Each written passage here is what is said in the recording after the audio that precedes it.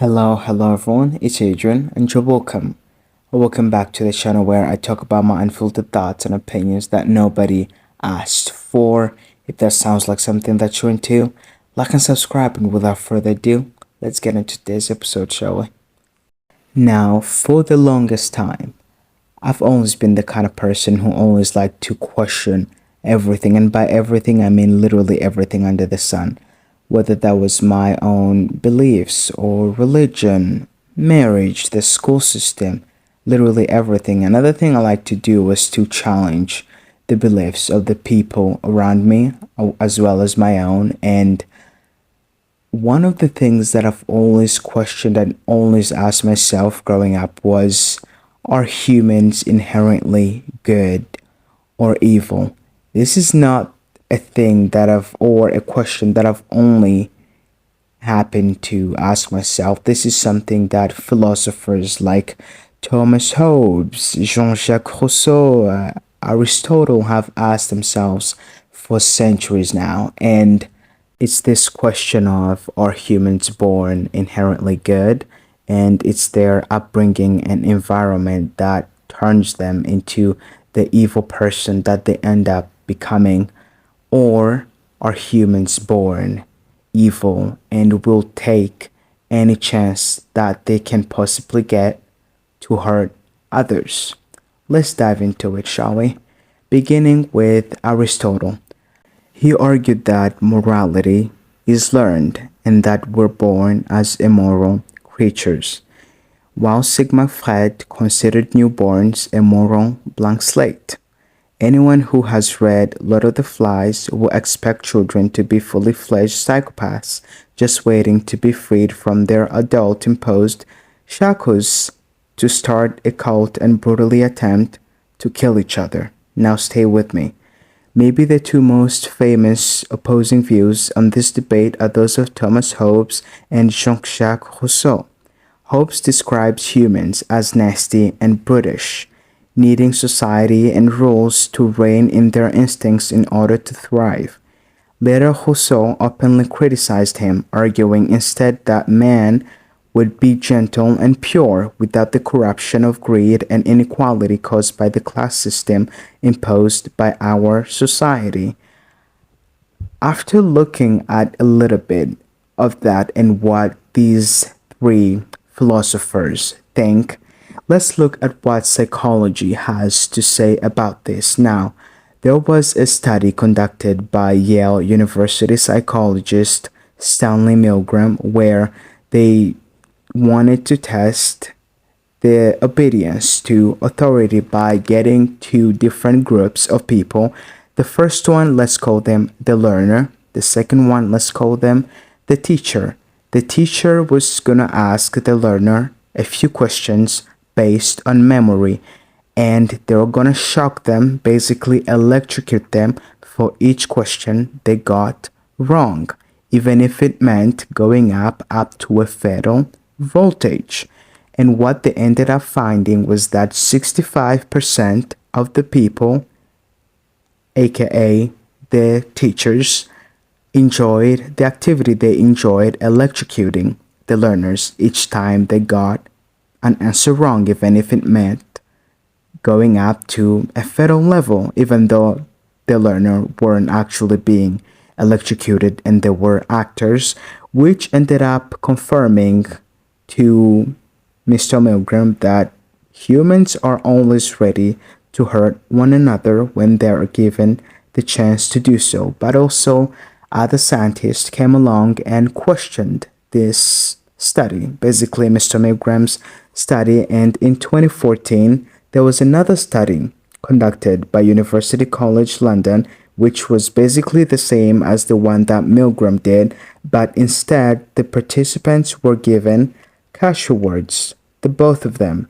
And what they ended up finding was that the results were much more positive, and it showed that the participants were much more willing to shock themselves in order to get more money, which meant that humans are still good, still have some good in them, and they are more willing to shock themselves if they need to in order to protect the well-being of others. That was one of the studies that were conducted when it comes to this case. But developmental psychology studies show there may be some natural good in humanity, or to be more technical, that at least kids are capable of passing moral judgments at an early age than previously thought. Let's get into it. To do this, babies less than a year old were made to watch a puppet show where different colored shapes acted in ways that were clearly recognizable as morally right or wrong. A red circle is shown struggling to climb a hill while an evil blue square tries to push it back down. Meanwhile, good yellow triangle attempts to help the red circle to push it up. After the play, the babies were asked which shape they wanted to play with, evil blue square or good yellow triangle. As you may have guessed, they all picked the triangle that exhibited helpful and selfless behavior. This applied even for babies as young as 7 months. The scene replicates the findings of a 2010 study from the Infant Cognition Center at Yale University, which went further to prove that babies were choosing the puppets because of their actions rather than other variables, for example, an innate preference or familiarity with a certain color or shape. When the show was replayed, the shapes taking on the opposite role, the infants still mostly chose the shape that had taken on the role of the helper. A 2017 study from Kyoto University had a similar approach and findings to the puppet study, seemingly confirming these results. Children as young as 6 months were shown videos featuring 3 Pac-Man-like characters called agents: a victim, a bully bumping aggressively against the victim and squashing it into a wall, and a third-party agent. The third-party agent would sometimes intervene to help the victim by putting itself between the victim and the bully, and would sometimes flee instead. After watching the video, children had to choose their preferred character, and most chose the intervening third-party agent who had tried to help the victim.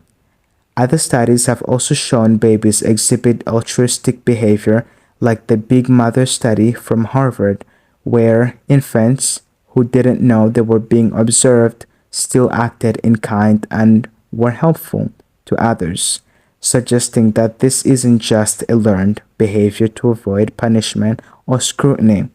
While these studies can completely disprove Fred or Horb's more pessimistic views on human nature, they do seem to suggest that babies are naturally inclined to prefer altruistic behavior, and that parents can be fairly confident that while leaving their children on a desert island is probably still not the best idea, they at least won't try to squash the weakest one with a rock. Now, that was a lot to read through and go through. That after reading all those studies that I wrote down to you, by the way, if you want the source for some of this, you can look it up on the internet at bbcearth.com. That's where I got some of it. By others, I just did research on my own from different parts. But after reading all those studies that were conducted and some of the 3 philosophers' views, I'm gonna now talk about my own personal opinions. When we approach this subject, I'm not gonna. There's a lot of gray areas. Okay, things are not always black and white, and good and evil are both human concepts. We are inherently capable of both. It's not one or the other. And we can even argue and look at the view of, let's say, humans are good naturally and we're inherently good, we're born good, and it's our upbringing and environment and our personal experiences and things that happen to us that determine whether we end up becoming good people or evil, which I respectfully disagree with, because there are people that grew up with perfect childhoods where they grew up in perfect homes. I mean, not perfect, nobody's home is really perfect, but they grew up in families that were stable financially and emotionally. They did good in school, they had friends, everything was all right.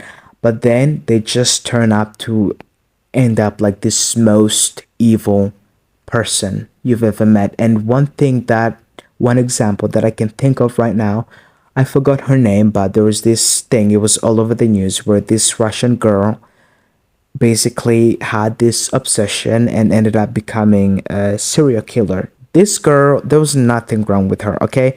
She was not mentally ill. She was not like diagnosed psychopath. Nothing was wrong. She had a good childhood.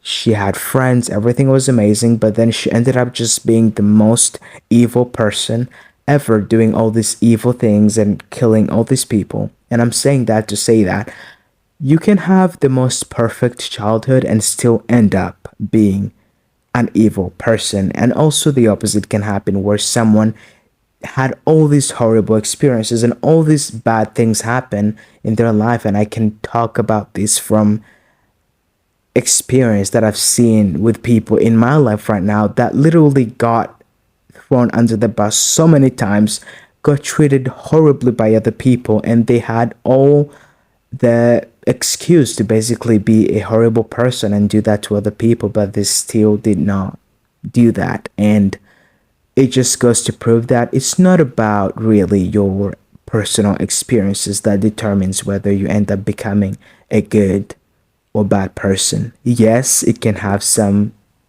role to play into that, but generally speaking, no, it's not about that. I don't personally think it's about that. Also, when it comes to ideas of good and evil, they're all societal norms at the end of the day, and rather than a worldwide universal fact and ideas, you can go to one part of the world where what they do, what they consider to be right and correct and morally right, it could be wrong for you. And the first thing that I can personally think about right now is looking back at history. There are so many things that people used to do that are just wrong, that now looking back, we're like, we can't believe we used to do that. We can't believe people actually used to treat each other like that. And one thing that just came to mind to me right now is slavery and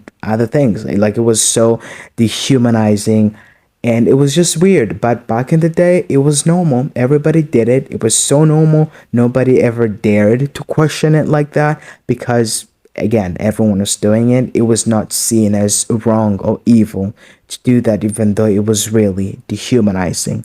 But now we're able to look back and be like, well, that was not okay. That was not fine, you know?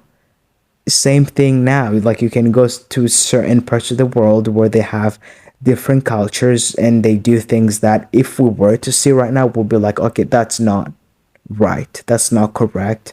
That's kind of evil. That's not good. That's not how you treat other people. But for them, that is not wrong. That is normal to them. That's how they live. So how they determine whether something is good or bad, it's all up to them and what they believe. It's not like this one universal truth of like, this is wrong and this is right, even though we can both agree that there are things that are just wrong and other people are just morally right to do. Another thing, when you want to look at basically the natural state of humanity, look at kids. We can all recognize that kids are uncorrupted by society and they're little angels. They have no issues with anybody. They're not evil. They can be nice, but also at the same time, we both know that kids can be pretty evil. Okay, they enjoy to destroy things and being all over the place. They can even bite your ear off. Okay, and I'm saying that must be like a really bad analogy, but what I'm trying to say is, when it comes to good and evil, I don't think there is this inherent thing where it's like we're inherently good or bad.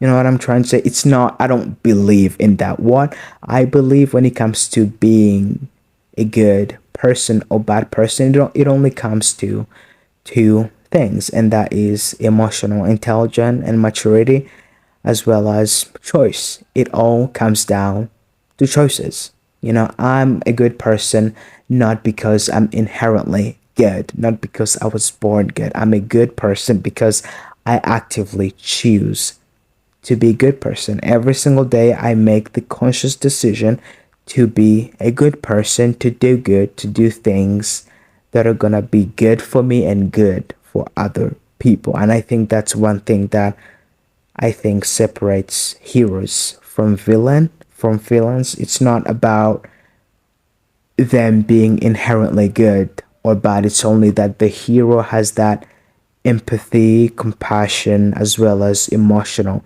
intelligence to understand that this happened to me. This was not right. It was not fair, but it is what it is. I'm going to learn from it and I'm going to forgive those people and I'm going to make sure that nobody is ever going to be treated like that on my watch. While on the other hand, the villain is more like, oh, I went through this thing. I have to make sure that all those people suffer for what they did to me, which is kind of fair. But also at the same time, they're also more willing to hurt other people who had nothing to do with that. You know, that saying that says hurt people. That's basically how villains think. I had to go through it, I had to suffer. Everybody else is gonna have to suffer with me. I'm not gonna be the only person going through this. That's just my opinions. That's what I think. If you disagree with this, let me know down in the comments below and what you personally think. But again, watch your mouth. This is YouTube. Be respectful. Let me know about you guys' opinions and what you think. Alright, I know, I did stutter a lot. But please, I did not want to cut it. I wanted to leave it natural as it is. Okay? I did that on purpose. So that's all I have to say for today's video. Thanks for listening. Again, like and subscribe if you liked it. Like always, I love you. Take care of yourself, and I'll see you guys on the next one. Bye.